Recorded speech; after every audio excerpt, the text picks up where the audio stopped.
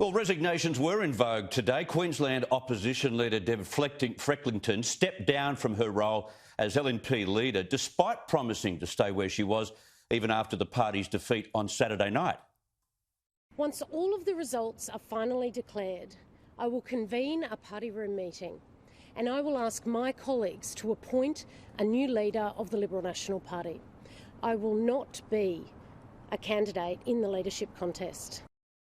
So Deb says she's off to the races in Kingaroy tomorrow for Melbourne Cup Day, and the private jostling has begun to find a new leader. I also mentioned earlier with Chris Kenny, the AusPost CEO, called it quits this afternoon following the Cartier watch scandal. She said it was a significant distraction that AusPost can least afford leading into Christmas. Let's cross live to the Minister for Agriculture and Deputy Leader of the National Party, David Littleproud. Minister, thank you very much for your time. Thanks for having me, mate. I want to ask about these lobsters, these Australian lobsters that have been sitting on the tarmac, apparently in China. What are the Chinese up to? Is this a problem with customs, or is this part of the whole narrative coming down hard on exports from Australia? Well, we're seeking urgent clarification on that. Effectively, what they've said is they intend to start to inspect around 50%. We were concerned it was going to be up to 100%.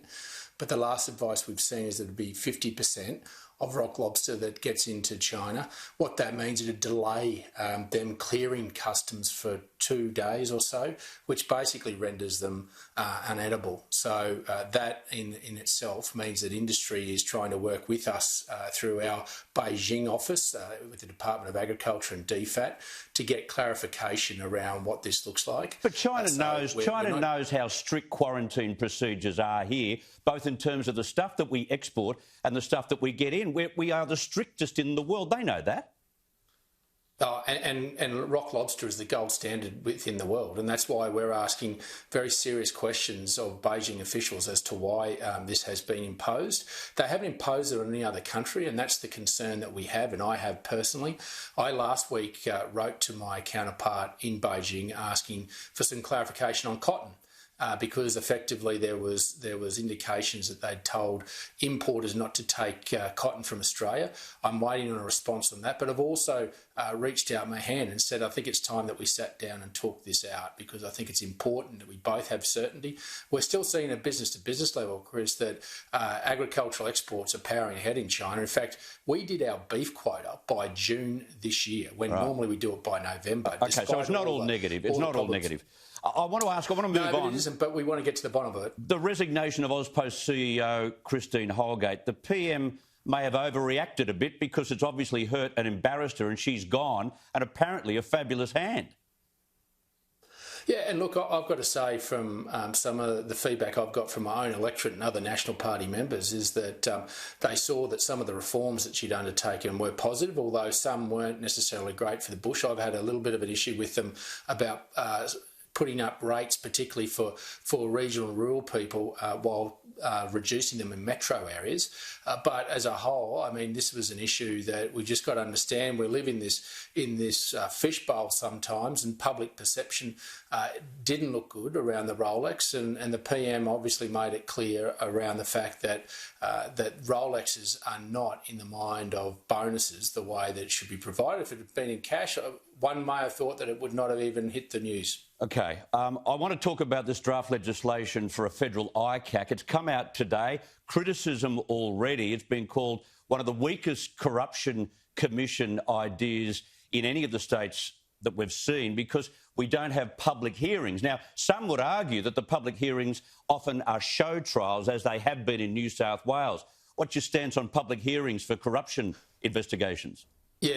Yeah, Chris, this is where we've got to get the balance right, where we can get vexatious claims against politicians just to smear their reputation. And I mean, we've already seen where the shadow Attorney Generals had about 10 cracks at referring politicians and matters to the federal police just to as a smear campaign. We've got to get the balance right, and I think that no one is above the law. There's got to be a mechanism to test that. But if you can get that balance right and give the public confidence, then we should work through that. And this is draft legislation. There'll be plenty of gratuitous advice from everybody, left, right and centre, I'd suspect. And that's good. And that's what we should go through this drafting process in terms of consultation. But where Christian's landed, I think, is the right spot. And I support where he's got to.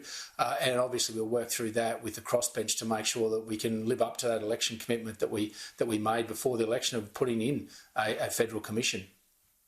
OK, we've heard a lot from you here on Sky News on election night and why the LNP failed. We had Deb FRECKLINGTON pull the plug today. It looks as if she's been pushed. But beyond the politics, I want to talk about closed borders.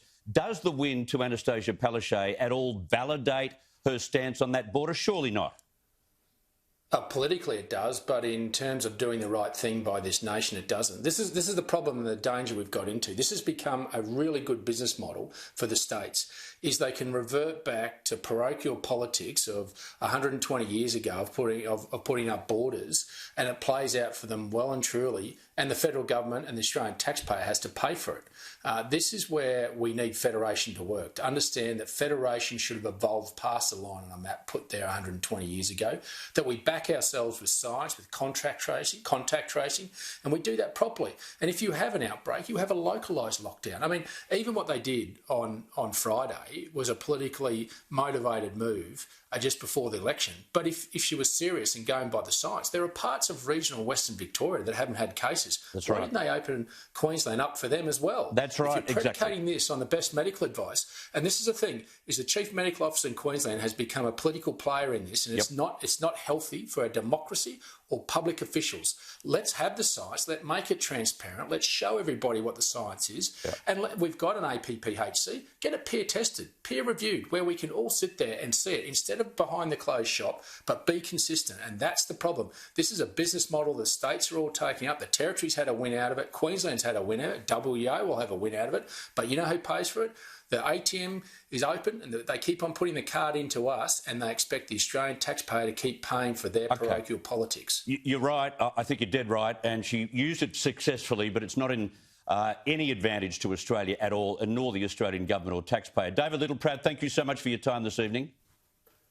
Anytime, mate. Great to be with you.